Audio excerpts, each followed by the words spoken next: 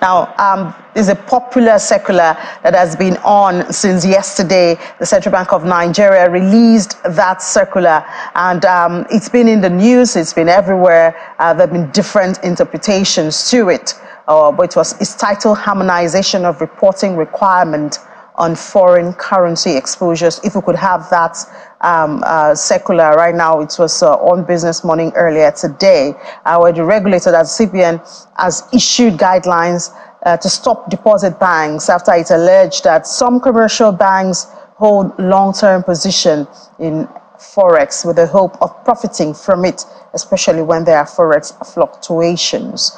And so there you have it. Right there, there's a lot of interpretation and understanding of it, and we touched a bit on it this morning with our guests during Business Morning. We'll delve more into it at this time. Joining us virtually from Ikoyi is Mr. Shina Shikpashi. He's an expert with Alex, financial expert. Thank you so much for your time, Mr. Shikpashi. Good afternoon.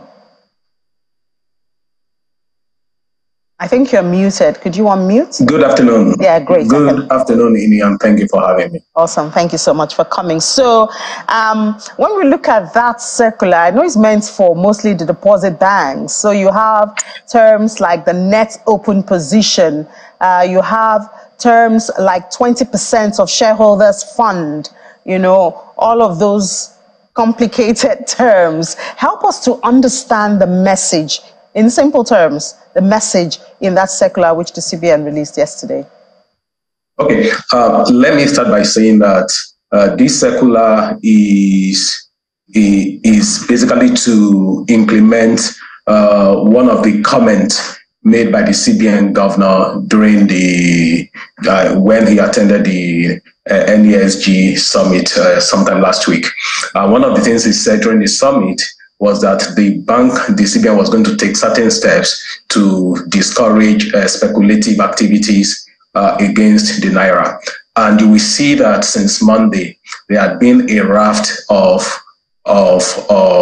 directives that have been coming out from the CBN. The first was the one on Monday, basically exhorting the banks to ensure that they use the right, to ensure that they are transparent in the quoting and in the transparent in quoting the correct exchange rate. The second one, which came yesterday, the one you're referring to on net open position, is basically to further that same policy, directive for purposes of discouraging speculation against the Naira. So the net open position, simply put, is a metric that is used to measure the exposure of a company, to foreign currency risk. So in this case, the companies are the bank. So the net open position is used to measure it will be used to measure their exposure to foreign exchange risk. And the way it works, it will have to do with the foreign exchange that they have and they trade, and then the foreign exchange that they have and they are holding on. And the reason why people will hold on to foreign exchange is, if you look at the dollar, for instance, is because the bank or the party that is holding on is betting on the fact that that currency, the dollar, will appreciate against another currency, in this case, the Naira. So what the CBN policy has tried to do is to create a framework. Now, this policy or this directive is not a new directive. It has always been the case that the banks should ensure that they are short position. So when we're looking at net open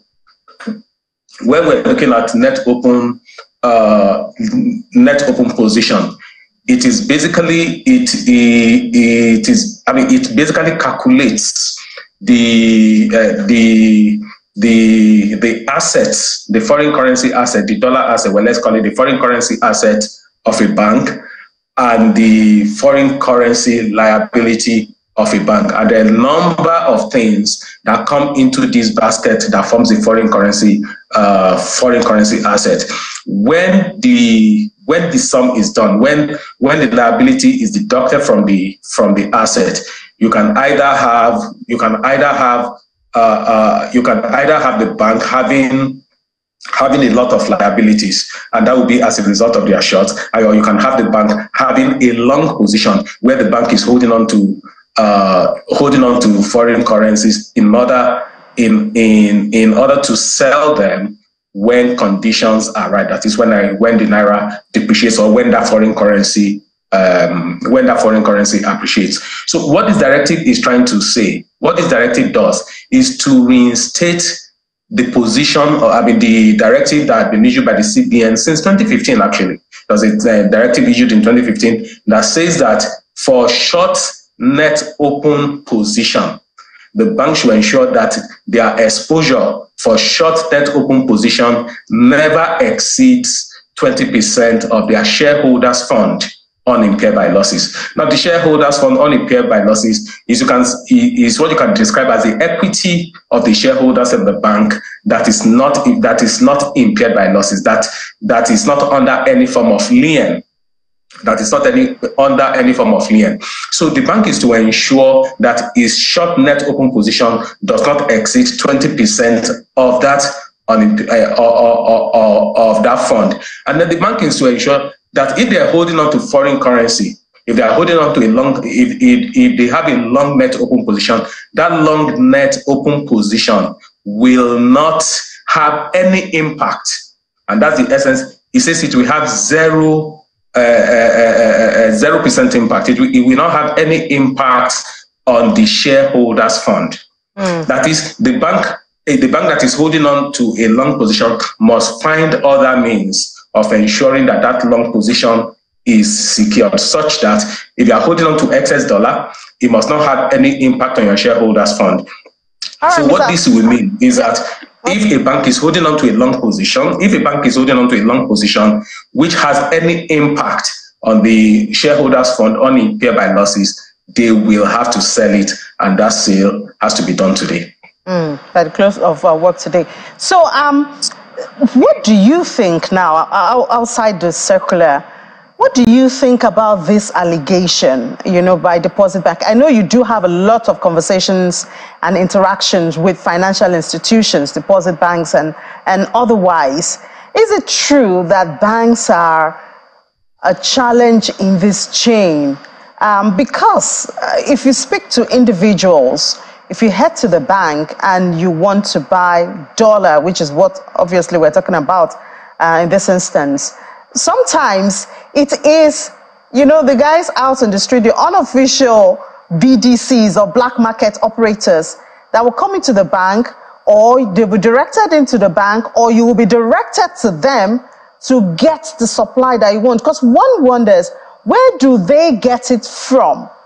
Are the banks a challenge here, or is this just an empty allegation?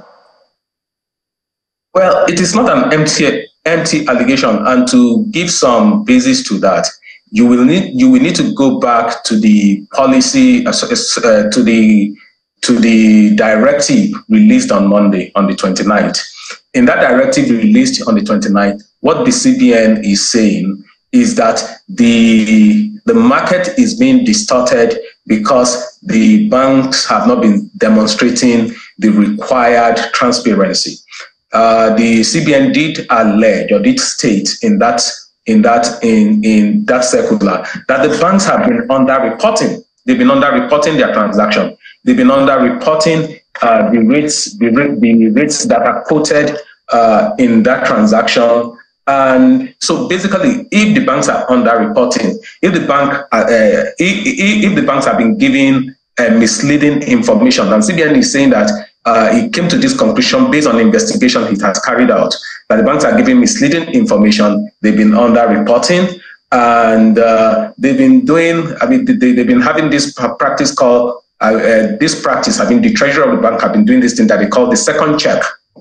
So basically, they will look at the rate, but before they sell, they go back, their treasury go back, maybe look at other rates, and then say, oh, this is the rate at which we were going to sell. So these are the things that have been going on, and this may explain the reason, because sometimes banks are not able to sell at the rate they like. This may be the reason, this may explain the reason why at the floor of the bank, a customer may be directed to a third party, for purposes of purchasing dollar. So it's it's not untrue. It's actually what we see happen on a day-to-day basis when you go to the banking hall. All right, so we do hope that something is achieved. But, there's another group of Nigerians who say, with all of this, it seems we are just chasing shadows, chasing smoke. Because the root problem of all of this is supply. We're not producing enough to export to give us the dollar that we need. And so when we put all of this together, we're really not dealing with the problem. We're just going round. What are your thoughts to this? Well, I agree that the root cause for this is supply, because really these type of things thrive in an atmosphere or in a community or in a society where there is not enough foreign currency liquidity. And the reason why we don't have enough foreign currency liquidity is basically is because we don't do enough to earn foreign currency. Yes, so that's the challenge, but that does not mean that the control measures that are being put in place are not necessary. Because really, in any system, it is the responsibility of the regulator. And banks are expected to partner with the regulators. I was reading through some articles I was looking at some articles on prudential guidelines. Why are they there? They are there in order to ensure that the banks play a critical role in the economy. Whether we like it or not, they have a critical role to play in the economy. And what, for instance, the Monday guideline indicates is that a number of banks may have been abdicating in playing this role. But that does not take away from the fact that everything must be done to increase the production capacity in Nigeria, so that, fine, we need to increase our crude output, but apart from crude, we need to increase our productive activity. Are there other things we can export of services, export of goods, and those type of things? So if we increase our export, in the long term, it's going to deal with the liquidity crunch. But in the short term, it is necessary that these steps be taken. From what I've heard from the industry, what is being expected is that just among the fugas, the big banks, this measure is likely to lead to release of about $700 to $1 billion into the market. This directive, because now they cannot hold a long net open position that will have any impairment on their shareholders' fund. Okay, just very briefly now. Very briefly, Mr. Chikwapi, we're out of time. Do you think that this relocation, the controversial relocation of some departments, I think 5 departments of the central bank, because I see one of them there is the regulatory and monitoring departments, I think that's how they put it. Do you think this will help them to be more efficient as the central bank in regulating and enforcing some of these guidelines? Yes, I think it will bring some efficiency, because the headquarters of most of the banks are in Lagos anyway. Most of the officers, what they do typically is to travel from Abuja almost on a daily basis. So you can imagine the cost of that, and you can also imagine the time lost during the process of travel. If we were to look at it without politics, look at it from the point of efficiency, it is likely to drive efficiency and increase efficiency within the banking sector. All right.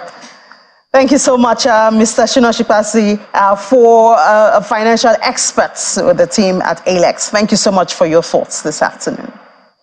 Thank you. Thank you, Ine. Thank you for having me.